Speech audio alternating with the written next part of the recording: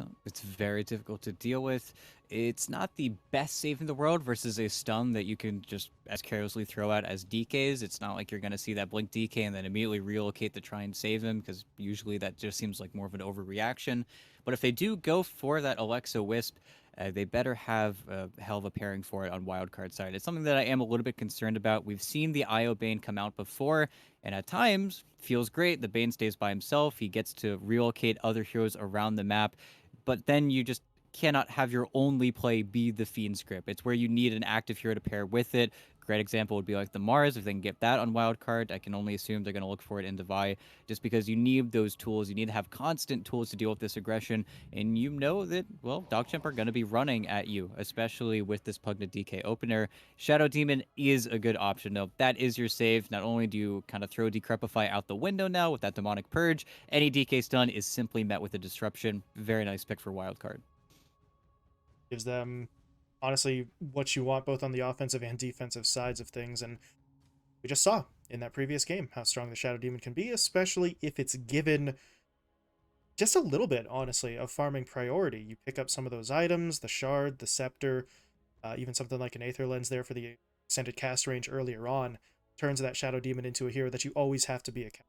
So, solid play from Wildcard. Meanwhile, on the DogChamp side of things, where where do they look to go? They could keep it simple right now. Just grab up that other support at the moment, but this is going to be interesting because they're kind of lacking right now in terms of just straight damage, unless they plan to maybe swing that Pugna into a core role. That is something that we did see in some of the previous matches. Yeah, and Okay. okay. They say Wildcard, you're going to greed out for your defensive Shadow Demon pick and keep us a little bit in the dark. We'll steal your Mars. Okay, there you go.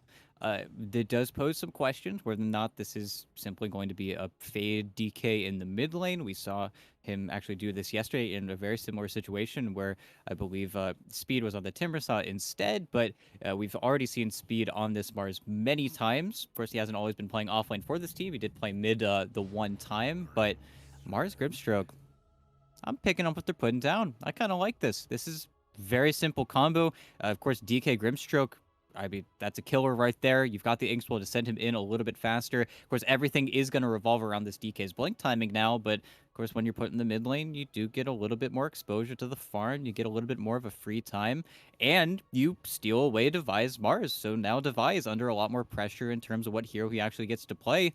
This is a really nice drafting trick out here from Bloody Nine. Hmm. And something that you brought up actually in the interview with Z-Freak that we just had, that Grimstroke has been quite popular in the Chinese regional final. A lot of teams have been sort of picking that up and valuing it a little bit more than we had been seeing from maybe Western squads. Of course, the Grimstroke didn't go anywhere entirely, still getting some action occasionally, but the popularity may be on the rise in the near future, and DogChamp are going to look to lead that charge, at least in NA. Yeah, and Oh, okay. Nice. Nice. Faceless Void. Feels pretty nice. I mean, that is your answer. And we've seen time and time again heroes like the Coddle, like the Pugna. I want to say like the Grimstroke. All of these abilities are going to get cast. The Faceless Void is going to come in, try and clean you up. There's one thing Wildcard is now missing in their draft, though. We need a big boy. We need someone to go in. We need an offlaner that's going to stay in those fights for an incredibly long amount of time. Just stay durable. Give us the vision for our jump here. The rhythm of these fights for wild card, it's either going to be an immediate jump on that Bane grip, or it's going to be Storm Spirit going in behind the Shadow Demon, getting return stun by the DK. There's really going to be a lot of push and pull for these team fights, and it's not the easiest Faceless Void game, because yet again, a lot of that pressure is going to fall onto you. You really do want another space creator now to fall into hands of Devi Lama, but it's where the Shadow Demon and the Bane, aside from that grip, they're not really able to start fights of their own. They're going to be walking into a lot of these engagements, and the closer you get to your course here, well, the easier it is to end up in an arena, and that's what Speed is going to be looking for in the interplay in these big team fights. I think it's a good option, but again, it's an option they're going to have to execute pretty flawlessly. said they're sort of looking to that offlane position now on the wildcard side. So DogChamp, well, they ban away some of those heroes. The Viper, maybe not quite the hero for the sort of long-term fight, but Sand King being taken out is going to be an issue for them. So pool has been narrowed down a little bit for the Wildcard side. Meanwhile, for Wildcard themselves, they just banned out some carries, the PA and the Wraith King both being taken away. So that is some of the more problematic options being taken out, but there are still plenty of directions for DogChamp to go in here, but they do have to be a little bit careful because they don't have last pick here. So whatever this carry is going to have to be someone that won't get just completely destroyed in a chrono and won't have to worry about the opposing offlaner, and the lifestealer kind of works perfectly in that regard. Yeah, he definitely fills that role, but he is going to need that vehicle in either the DK or the Mars. It is really easy to get him into the fight. The only problem I have with this Lifestealer pickup is, of course, there is a Shadow Demon in the game. You are going to get walked. Like, the best case scenario is that you're getting got on by this SD, you get Rage off, you hop inside your teammate, and then you get that reset. But if this fight does drag out and DogChamp don't get that clean initiation into pretty much an instant kill, the Purge is killer versus these melee carries, and I think the Lifestealer certainly is not doing him any favors. Not to mention, if you get soul captured after the Rage, you're pretty much dead. There are not many situations where you get to survive that long of a fight. Now, that does propose the question, yet again, what is Devi actually going to play here that's not only going to give vision for the Faceless Void to find that Chrono, but is now going to have to lane versus the Lifestealer. That's a pretty hard choice because a lot of those choices are just simply not there anymore. Really good bans across the board here. And Beastmaster, Okay. okay. That's kind of a nice option at the end of the day. Kind of slipped through, I want to say, the bans there because we've been seeing this Beastmaster really being highly valued all across the board. And then Devi gets it last overall in a lane that, albeit is not the best, and you are playing Beastmaster versus Grimstroke, which is typically not the most ideal matchup. But hey, it's something to play with. You're probably going to see Devi get disrupted a lot in the lane when that Inkswell does come out, but at the very least, you did get an offlaner that can kind of lane up versus the Nakes. Yeah, it's not going to be a great situation. I don't know how well he can bully him, but he can hold his own, and that's going to be the most important thing. It gets you more lockdown as well for this wild card. So probably the best you were going to be able to do in that particular situation, and we'll see which of these two squads can sort of execute more effectively, because this is going to be the problem with the Faceless Void on the wildcard side. Anytime you take a Faceless Void, you have to be dependent on that Chronosphere cooldown, and if he's, aka Yamsun, doesn't sort of make the move, if he whiffs once or twice, then momentum can shift pretty quickly. Yeah, and that is where DogChamp in their lineup, they are the team with 60-second cooldowns. They are the team that's going to be looking for those chrono windows. It's where they really aren't going to be able to defend their towers if they're kind of tapped in the tank. But as we always talk about the Storm Spirit, that's where you've got that wild card. You've got that hero that can just kind of walk across the entire map, just kill heroes left and right. And that's also where you're not very durable on the DogChamp side. Both the Pug and the Grimstroke, they're going to be the targets. They're going to be the ones that Esk is going to try and prey upon pretty much the duration of this game. Is something they're going to constantly need to be careful of. But that's also where you are the Pugna. You do have that reduced magic damage coming in from your Nether Ward. You are able to cover your cores if they're the ones actually getting taken down here. I feel like we should see a lot of those successful life drains get off, but that's where it's entirely up to Esk. Pull a gunner, I want to say, in that game one of their previous series where you see the life drain pull off, you go past the core, and you kill the Pugna, and then there's not much Yarn can do. Yeah, that's always the thing. Pugna's nice, but we have seen so many times where his heal just gets overwhelmed by just too much flat damage. So Yard, pretty much stable as it gets, though, in that support position. So I feel like the vast majority of the time, as you said, he is going to be far more helpful to his team than some of those previous bugs. We'll have to wait and find out. We'll see if anybody even crosses the river at this point, actually. We've just got a bit of a stalemate at the moment. There was, like, a hawk sent there. Yeah, Devi was able to send it out, so they do get a little bit of scouting done, and based on the information they're getting, I'm still not really sure if they want to try anything. Pushing across the river would sort of put them into the path of 2 or 3 heroes, but Devi is going to go for it. He doesn't take the damage, but his boar will. They're going to try and snag the rune, though, and Alexo got it. So a nifty disruption play, puts Stonebank under, and I mean, it's not a crazy amount of gold, but it's better to go into your hands than the other teams, no matter what. And Sammy, I think he's going to be able to track this one down. Ooh. Yep, pretty simple. You would have loved to give that over to Esk, but he actually mistimed his static remnant on the Nightmare wake up, so it was very nice from B9. I think Esk was just expecting him to go up to the ramp and really give up his death, and he does give up his death at the end of the day, but over to the Bane is not going to matter all too much. It's neat, right? For Sammy, he can get a little bit of maybe extra early regen or something along those lines, so that could have an impact on the lane to a certain degree, but it's not like your Bane's going to grab anything game-changing at. So, turns to lane, he's going to start immediately trading damage with Yaren as these two supports go at each other, and if you're Sammy, this would be great. If you could keep the Pugna's attention focused on defending himself from you as opposed to harassing your Faceless Void, then his farm is going to look quite a bit nicer. Yeah, and Yarn certainly is feeling the pressure, but that's also where, as we've seen before in this tournament, Mars versus Void is not the nicest lane for the Faceless Void. Speed just has a much faster attack animation, has slightly more base damage, and he has the Rebuke that can secure the Rage Creep last hits, where, unfortunately, the Faceless Void has no such tools, and that's also where, unfortunately, with Sammy Boy getting the Nightmare and definitely winning trades and getting kills with it, is not able to secure those Range Creep last hits. It's something that, really, they're going to have to be very wary of when these lanes do kind of break down. And this would be the good news, I suppose, if you're Wildcard. If Speed is going to be using the Rebuke like that, it's potentially going to push the wave as B9 finds a kill down bot. Alexo gets sort of pushed into the tree line, and Levi can't really help at all. He had the boar, and that's basically it. So he's just got to let his support go there and get DogChamp on the board with their first kill. Yeah, pretty nice, pretty easy. I think he is the easier kill, and of course he has the Disruption skilled up to try and move past those moments, but that's also where Stonebank is very robust. He's got the stick. You're not really going to be finding your way onto him. And if he does catch up to you, it's where Ghoul Frenzy is a very obnoxious spell. It pretty much automatically wins the majority of these trades. We'll have to see how greedy Stonebank actually gets with his buildup, if he decides to just greed out for that immediate Helm of Iron Woe, in which case he's not really going to be doing a whole lot of killing, but you're surely not going to be able to force him out in any capacity.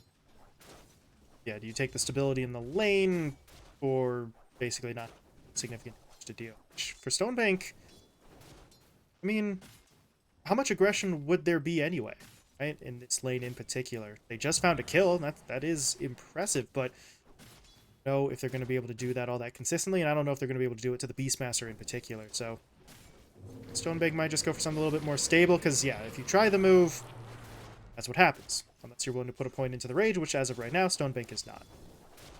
Yep, it'll get easier. I think they really only do that because it's the level 3 power spike, as we always talk about with Grimstroke. Level 2 Inkswell is quite the increase in damage, but yeah, Disruption is just a little bit too nice for that. Getting real close here in the middle lane. Fade and Esk. Dangerous games that they're playing, and Esk actually doesn't have any more regen to work here either, so could be sort of just backing himself away. The problem is there's no one available to give him just sort of a quick bottle refill, so he's got to wait, what, 20 seconds or so to try and secure a water rune, although there's the play. Bounty is actually still in the woods, so he is going to be able to refill the bottle off of that. Yeah, it's where you do wonder who benefits more from this gridlock. It doesn't feel like these supports can really make those movements out of lanes. Of course, if the Grimstroke ever leaves bottom, then your wave gets out of hand, and then Stonebank can't really contest the pulls. At the same time, if Alexo leaves, then Divide dies to a Grimstroke Inkswell. Everyone is basically stuck with their lane partners in this game, so it just means that S can kind of do whatever he wants, and Fade, who does not care about the runes, has to spend a lot of time actually taking them away from the Storm Spirit, in which he is going to always fall behind, because S can just very easily push in the lane pretty much at all stages. He's going to have that little bit of for himself, so middle lane, just going to be Fade trying to find what he can, really. You're not going to outfarm the Storm Spirit at this point, but as long as he doesn't go down, you're still going to be looking at something at least somewhat favorable for you in the long run. But that kind of seems to be the case across a lot of these lanes right now. We had 1 or 2 early deaths in the fight around the runes in the first couple of minutes, but since then things have really just slowed down. Nobody's willing to get aggressive if it means sacrificing early farming opportunities. Yeah, no, everybody's fine. Do you think that this maybe slightly benefits Wildcard just because they are the team with the Storm Spirit, they are the team with the hero who's going to get their level 6 and then immediately start moving around the map, where DogChamp more so have the level advantage where once you get level 6 on the DK, if that Storm does leave, well, your mid tower's going to get hit. It's going to be a concern they have to deal with. Probably going to have to bring the Shadow Demon there. But as we already talked about before, if the Shadow Demon ever leaves the lane, then the threat of the Inkswell is always going to be there for Devi, in which case you don't want to lose the Beastmaster. So really, no one can afford to make any plays, which results in a relatively safe early game. But there's your DK form, there's going to be your threat. S is going to get his level 6 off this melee creep. He's going to get the kill, but can he now get away over in the bottom lane? Because they used pretty much everything he had. I popped the Rage, I think, twice. B9 was able to hit him up with the Inkswell, and they eventually push their way through, but Devi is not giving up on this. He wants this kill, and he's going to get it. Stonebank gets a little bit caught in the tree. No, look at the slow from B9. Okay. Oh, he still walks. has to... Can Devi get the angle? Yes, he can. Poison comes through, but he's able to rage his way through it, and Stonebank somehow manages to survive there. Now he's going to get salved up by Bloody Nine, and... Okay, doesn't get the full duration on that salve, but he's still alive. That's the thing that really matters, but... Looks like Bloody Nine may pay for this. Devi gets the slow from the boar. That should help secure it. Yeah, so very long, drawn-out sort of engagement there in the bottom lane, but Stonebank's able to find a kill, and even with the trade-off, that's a kill into your Lifestealer's hands. They're going to be happy with it.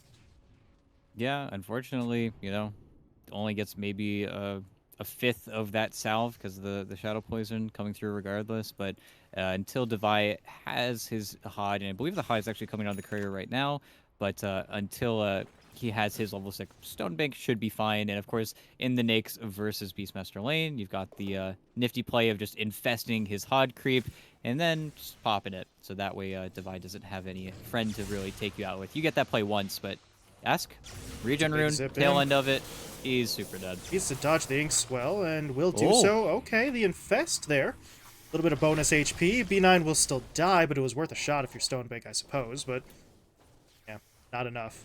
He will end up losing his teammate. However, Storm Spirit gone from mid. It's time to bully Sammy Boy a little bit. Here comes Fade in with the Dragon Tail. Sammy, he's going to be just fine. Backs himself away. Fade doesn't want to chase. He can get damage onto the tower. It's going to be far more valuable in the short term, so try to hit it up. That Glyph is really doing some work, though. Now with the TP coming in, with the rotation from Esk, they're going to look to take the fight. There's the Chrono down first. They will go for the Pugna here, try to get the Decrep out of the way. Now they can try to focus on Fade.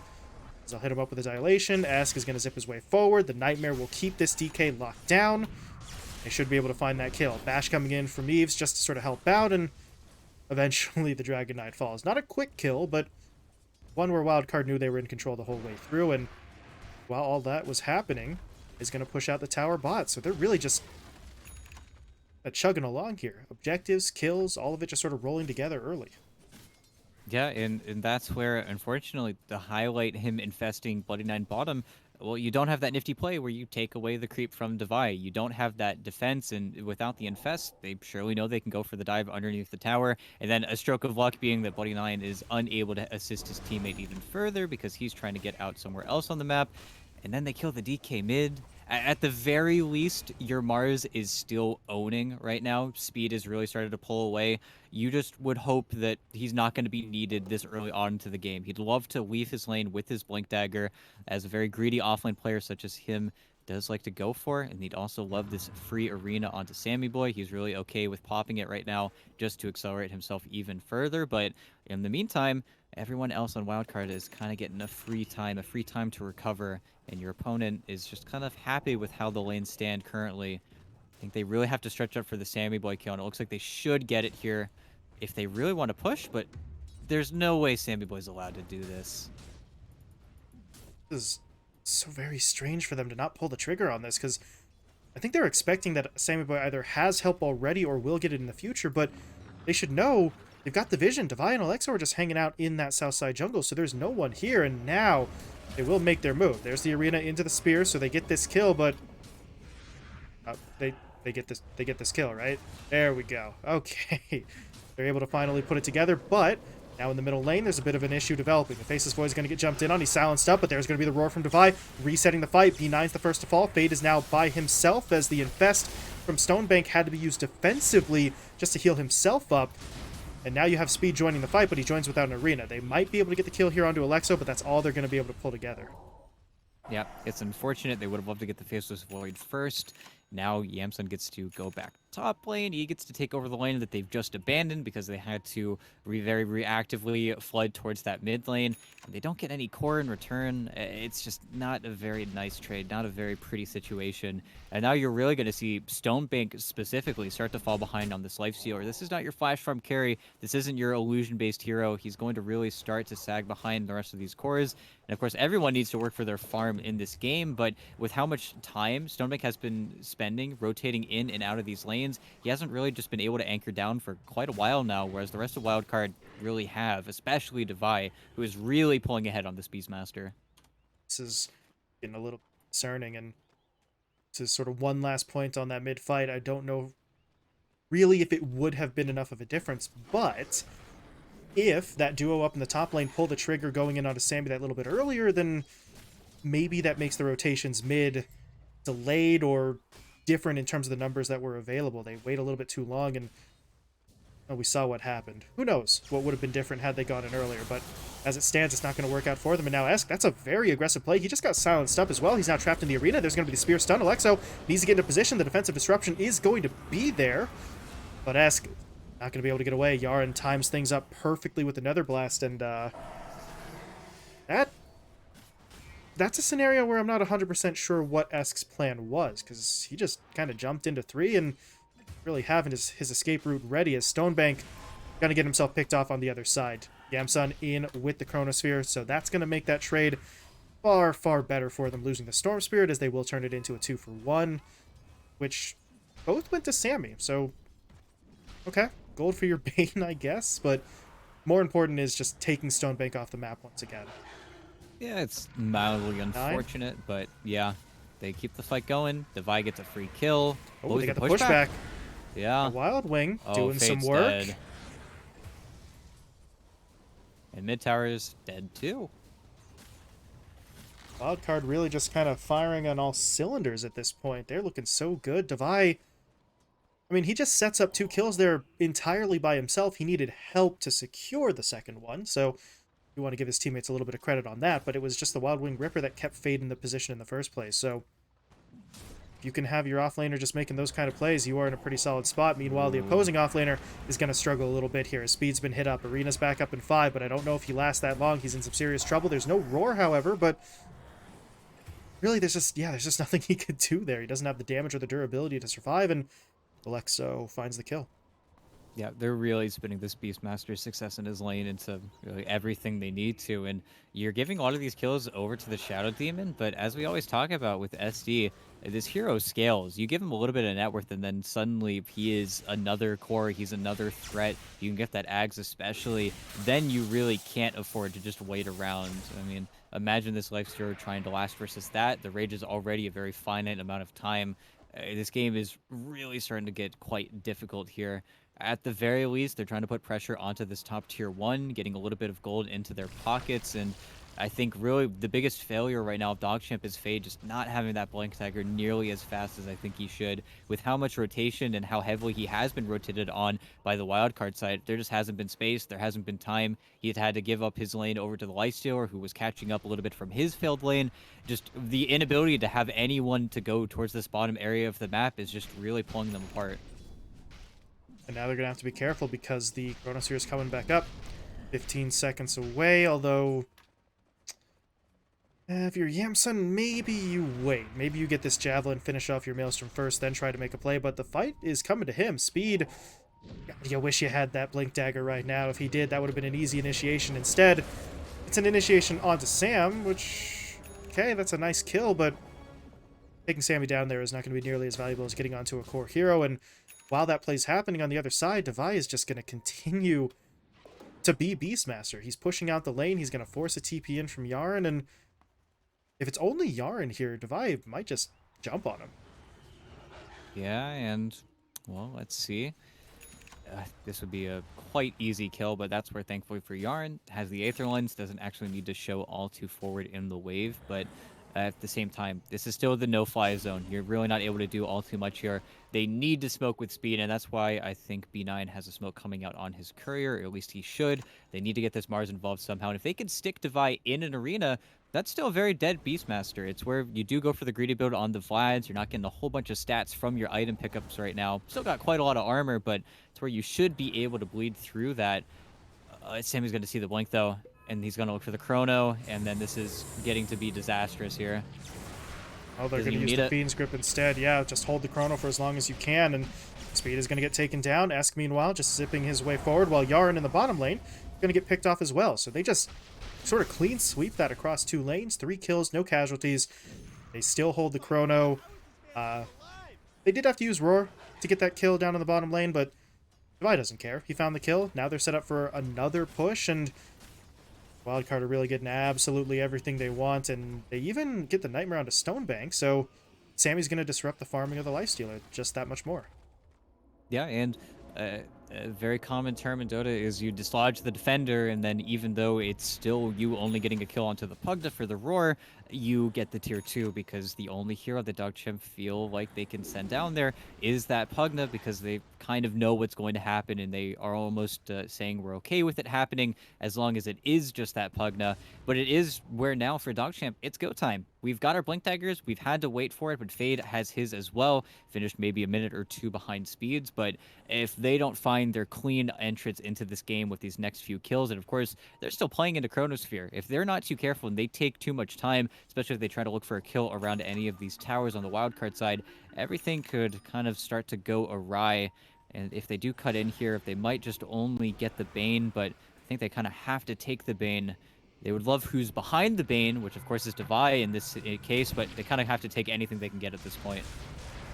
And they need to also get Sammy quickly, because if they don't, here's the counter. Sammy's still alive. Esk jumps in on the back line. They lose Yarn right away. There's Yamsun in for the chrono, connecting onto about 3 heroes as they take Blade9 down first. They're going to turn their attention onto Stonebank, trying to finish off the Lifestealer with the Roar, locking him down. He's dead. Fade, not going to be able to get away. He is just too damn slow to make his escape, and that's backbreaking. That there's nothing left for DogChamp. Their window, if it even exists anymore, has to shift so massively now. They lose 5. Gonna give up Roshan as well.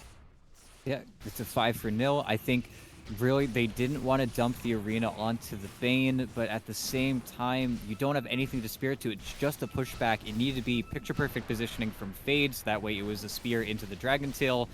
But at the same time, you're giving so much vision. Sammy gets a very nice ward off in the middle of the fight. S gets to zip onto the Pugna all the way back from his tier 2 mid. It's just not a pretty engagement, even though that's DogChamp's timing. That's their big advantage. That's what they've been really farming for the past 15 minutes. And, well, this is their Aegis carrier. There's some damage on the Yamsun, but maybe they get Aegis. I think the disruption's going to be there, though. And, oh Fade. Got hit by the Purge. He's so slow, he can't get away again. And now here comes Esk. Yeah, the path has been cleared. He's looking for kills. B9 taken down first. They got the Nightmare onto Yarn. They would love to go after Stonebank with the grip, and they've got it. This is just an absolute disaster. DogChamp, well, they're not going to get wiped entirely again, because Speed's not even remotely close to that fight, but lost 4, and they're going to go hunting for Speed immediately. They put him down with the disruption, and Sammy can come in. The Nightmare's at the ready. This is going to buy a lot of time. Now the TP's come through, and I said they wouldn't get wiped. Well, I lied to you, because I do not believe Speed is getting out of this one. Yamsun even very funnily decides to farm the creep wave instead of setting himself up here. So does Speed just get to live? He actually got clipped. Oh, in the Aether Lens. Ay. Oh, this is this somebody. Well, when you're up by as much as Wildcard are up by, you can afford to play with your food a little bit there. They knew they were getting Speed no matter what, but like I said, the window for DogChamp is either non-existent or it's been pushed back so far for them, because I don't know. I mean, they still... Oh, hold on. B9. Trying to act as the bait. Fade's going to blink in. Gets off the stun. This is a very nice maneuver with the follow-up stun from Blady9. Inkswell comes in, and that is the kind of pick-off they needed here, but they need more. They need to be able to make these plays happen consistently now. with those blink daggers up, and got it that time, but that's because the Storm didn't pop his BKB preemptively. I'm not sure they catch him in the same sort of manner the next time around. Yeah, and the greed, you got to be very careful here. If there is something to say for DogChamp, once they do start picking up speed, it's where the BKBs for these big strengthy cores could really start to kind of change the game for them. At the same time, they are really level starved. They really would love, I think, a kill onto Devi, but Devi has a blink dagger, so he's so much more difficult to actually get your finger on that player. But at the same time, Stomach is so far up bottom. But Sammy Boy, yeah, he can't do this by himself, but I feel like they're going to lose these cores. Ask zips in. Stonebank's going to try to TP out. He does make it away, but that means Fade was left there alone, and now Bloody Nine, he's going to get jumped in on. Inkswell doesn't even get off. Yamsun kills him too fast, and, well, you may not have gotten the Lifestealer, but they put 2 heroes in the ground, and Wildcard have a chance to, well, at this point, I guess, really just push for the tier 2 mid. I think that's the most immediate objective that they can go for it, but Yamsun tries to go for it alone. He's going to take a little bit of damage here. Does he really want to go for that? The Chronosphere was there, but no, Faceless Void has enough damage by himself to make that happen. Yeah, and, well, Chrono's back up. There's a BKB on the Faceless Void, not really a target anymore. If B9, and it's only a level 1 Phantom's Embrace, the most threatening spell on DogChamp's side is that Silence. It would probably kill a lot of these heroes, but now I don't know how much more they could do here. They are going to get kind of bottled in their base. They'd love to make a break towards the top lane, but that's where Sammy Boy has already drawn the line, and Devi has cut the wave, so even though they need to wait for it to naturally push in, they are not going to leave the Radiant side of the map for a very long time here. Wildcard are just simply keeping their opponents bottled up. If DogChamp want to, they need to go for a Desperation Smoke right now. They have to push out at least 1 wave in each lane before they could try and get anything tricky going for them. But if they're not getting out onto these waves, I mean, there's no split push potential. We're not even seeing Fade go for the Ag Shard, even though it feels like they desperately need net worth. They desperately need anything. I mean, all these heroes are just around the same level because the game almost froze for a lot of these heroes around that 18, 17-minute mark. And now they're kind of just stuck wondering what they do. Very much sort of trapped up in a defensive position, whereas Wildcard can, well, they can start the siege right now. They've got all the lanes, okay, maybe not bot, but they've got most of the lanes pushing in their favor. The last of the outer towers is about to go down, so they can really pick their moment to push in. They're going to lose the Aegis in about 15 seconds, though, so that is something that they'll have to consider as they get the Fiend's Grip and the Nightmare down. There's going to be the Chrono deployed.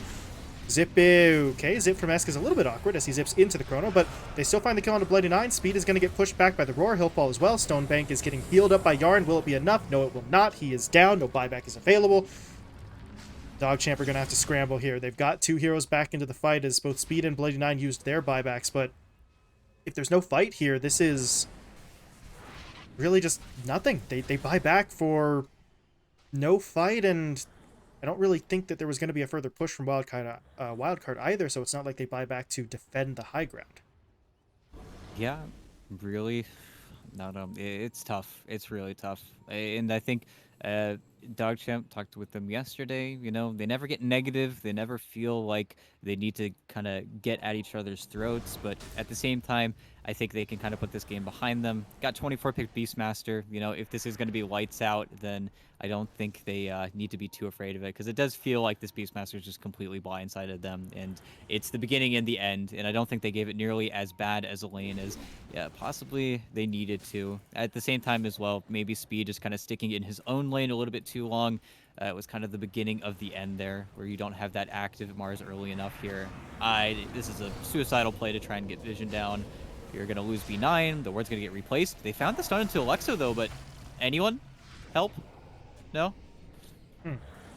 Not a lot of follow-up on that one, but we've just kind of come to expect this at this point, as Alexo is going to die eventually, but that means Esk is now free to zip his way forward. They're going to take down Yarn. They get the Roar onto Stonebank, so the Lifestealer should be dying here as well, and at this point, DogChamp really don't have anything left to fight with. Speed's going to give it a go with the arena, try to fight his way through this, but there's just no fight. Without his teammates, there's nothing to do. They lose 4, and I picks up 3 of those 4 kills. Triple kill for your Beastmaster, and now Wildcard have their path to the high ground. Yep, and it was a pretty easy path. Device just playing the bongos, dropping his items. Very nice, very cheeky. But Glyph will be forced. Honestly, I feel like Glyph is probably the strongest spell that DogChamp might unironically have at this point, because there really is no reason for them to kind of stop at this point. This Device just keeps breaking his items. I want him to misclick and take out that Helm of the Overlord. Maybe we'd see some pain, but Oh, well, wow, that's a hell of a zip. S just killed him. Okay. He bought another null, and then he zipped from base with the 25-minute. I mean, yeah. This game is pretty great, huh? It's Oh, not. no. Oh no! And now they get the immediate Fiend's Grip onto the Lifestealer. This one's just about over here, DogChamp. Yeah, there it is. They'll call the GG. Wildcard just taking it to their opponents here. In fairness, this is kind of the result that we expected, but still, DogChamp gets very much outplayed. But BT, as you said, I think this is one where you can chalk it up to maybe a little bit of outdrafting from your opponents, try and put it behind you, and move on to the next game. Yeah, you got last big Beastmaster. It's something that I think we can all move away from. At the same time, I feel like even though it's a neat idea, and praising DogChamp in that second phase where they pick up both the Mars and the Grimstroke, felt like they had the forcing moves, but I think that's where maybe they miss a few bans in that last phase. And I think more so in going with this Lifestealer, as soon as you see both the 5 and the carry, and not just that, but setting up for Alexo, just having that disruption play on every single Inkswell, even if, let's say, hypothetically, they picked the same offlaner and they picked PA, you would still have that same situation play out where you just lose all of your aggression that Bloody Nine could have put out there. He probably need to get a little bit trickier there. Or, even better solution, it could have just swapped the lanes, put the Pugna versus the Shadow Demon, put the Grimstroke up top. I don't know. It feels like maybe there were more solutions that DogChamp could have played in their kind of cards there. But at the same time, top seed, Wildcard definitely proving why they are that top seed. Really, I think one of the most definitive wins we've seen from any team so far in Phase 2. Oh yeah, I mean this was a outdraft, out execution, just a complete dismantling as Wildcard get that first win, and with that win, they now take back sole possession of first place. They were tied for first with Infinity after yesterday's matches. Now they've got 8 wins, so they are back in first outright. So nice for them, but at this point, they want more points, right? They want to put Infinity in that rearview mirror, and if they can play like we just saw here in Game 1, then they could be in line for that 2-0 sweep. However, DogChamp are still going to have something to say about them.